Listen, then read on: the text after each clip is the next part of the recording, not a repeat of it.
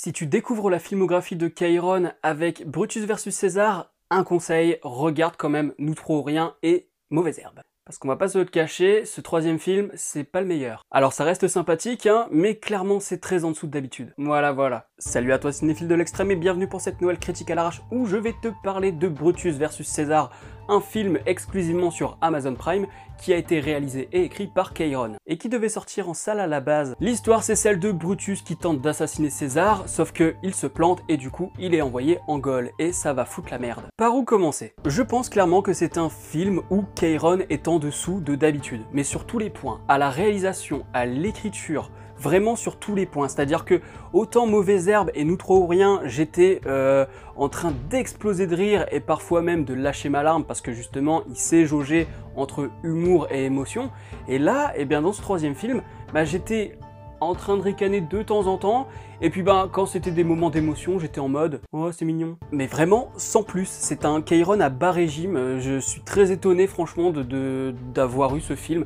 Je pense notamment que ce qui est casse-gueule, c'est d'avoir mis ce film en moins 50 environ avant Jésus-Christ, c'est-à-dire durant la bataille des Gaules. Quelle idée de faire ça!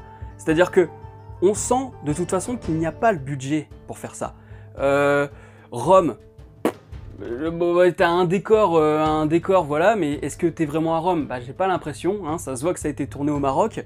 Et puis la Gaule, pareil, j'ai pas l'impression d'être en Gaule. Le village, bon voilà quoi. Il y a peut-être le camp romain qui fonctionne, et encore parfois les toiles de tente, pareil, tu sens qu'ils ont pas eu de budget et que ils avaient pas de budget pour ça notamment. Je pense vraiment que Cairon a vu trop grand par rapport à ce qu'il voulait faire. C'est-à-dire qu'il n'avait pas suffisamment de budget, ça se ressent, et il s'est dit, ouais mais bon, il faut le faire. En plus, il y a de quoi foutre des historiens en PLS. Non, parce que les anachronismes pour faire des vannes comme c'est moitié romain, moitié turc pour le prénom, histoire que les gens comprennent qu'on parle de la Turquie même si elle n'existe pas encore, ça pourquoi pas, voilà, même le langage, ça me dérange pas. Mais quand même, autant Rome, l'Empire romain est cosmopolite, donc oui, tu vas avoir plusieurs ethnies, ça c'est sûr, mais la Gaule, je me rappelle pas avoir entendu dire que y avait des Noirs africains qui étaient gaulois, tu vois.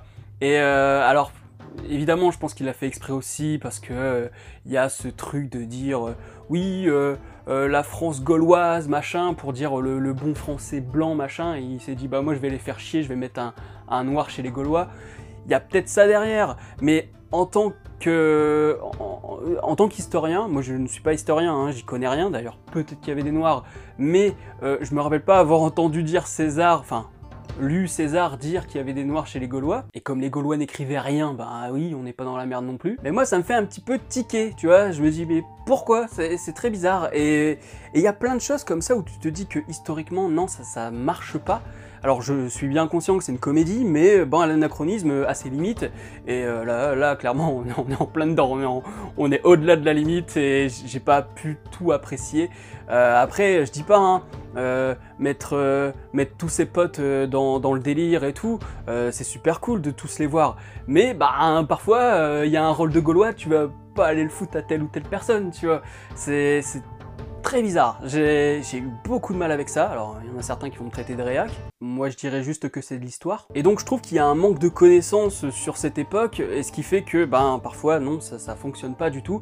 Et ce que je comprends pas, c'est pourquoi il l'a pas mis dans une époque actuelle, notamment pourquoi pas faire un conflit israélo-palestinien, parce que je suis sûr, enfin presque sûr, qu'il y a pas mal de références dans le dialogue et dans le scénario sur le conflit israélo-palestinien. Voilà, clairement. Quand ils disent oui, on les attaque pour pas qu'ils nous attaquent, on les envahit pour pas qu'ils nous envahissent, c'est clairement, moi je dis, il y a un écho à ça. Et donc je me suis dit, mais pourquoi prendre un truc aussi casse-gueule, que ce soit dans les décors, dans la reproduction de l'époque et tout, en moins 50, au lieu de faire un truc actuel israélo-palestinien. Alors peut-être que là, oui, les producteurs ont dit non, on va éviter le sujet quand même. Ce qui est totalement possible. Et donc dans ce cas-là, oui, tu transposes à une autre époque, mais je pense vraiment que faire un film à cette époque-là, c'était totalement casse-gueule. Il y a plein de choses qui ne fonctionnent pas, et même dans l'écriture, je la trouve faiblarde parce que les blagues ne fonctionnent pas toujours, elles sont moins grinçantes que d'habitude. Dans le côté émotion, c'est pareil, je trouve que c'est moins fort, la mise en scène ne sert pas tant que ça l'émotion. Le fait que Brutus soit un personnage qui est détesté par son père, ben, comme j'ai l'impression que Chiron n'a jamais vécu ça, bah là, pour le coup, dans ce film-là, ça se ressent. C'est-à-dire que Nous trois ou rien et Mauvaise Herbe, c'est basé quand même sur sa vie et la vie de ses parents. Donc, c'est un ressenti personnel, donc il a vraiment une vision très personnelle de ça. Alors que là, le fait que Brutus soit un personnage qui soit détesté par son père et qui a perdu sa mère, bah, ça correspond un peu moins à Chiron, j'ai l'impression, parce que bon, ses parents ont l'air quand même de lui avoir donné l'amour qu'il lui fallait. Enfin, après, je surinterprète, hein, je connais pas sa vie, hein, mais c'est l'impression que ça donne. Et donc du coup, je me dis, mais ouais, en fait, là, il a du mal à raconter ça parce que ben ça parle pas de lui. J'ai l'impression que c'est ça le problème. Donc pour résumer, on a un Chiron à bas régime dans la mise en scène, dans le scénario, dans les blagues. Ça veut épouser un peu les 2 heures moins le quart avant Jésus-Christ, Kaamelott, ou encore les Astérix. Mais ça n'y parvient pas, quoi. C'est assez frustrant parce que je connais le talent de Chiron et ça m'emmerde de me dire que le film, il est à la limite d'un téléfilm, voilà. Il est à la limite des téléfilms M6 ou de la mini-série qu'on a eue sur M6 et qui était un peu dans la lignée de Kaamelott avec Jonathan Lambert notamment. Il me semble même que c'était produit par Jamel, si je dis pas de conneries. Mais voilà, on sent le peu de budget. Alors certes, il y a des guests de ouf, les acteurs, c'est génial de les voir tous ensemble et tout, c'est festif quoi. Mais non, ça marche pas. Donc si j'ai une note à lui donner sur Captain Watch, ce sera pas mal. Pas mal parce que vraiment, ça m'énerve. Hein. Vraiment, je suis désolé, mais le film n'atteint pas ce qu'a pu faire les deux films précédents. Et on sent que ça manque de budget, ça manque d'idées dans la mise en scène, ça manque d'idées dans l'écriture.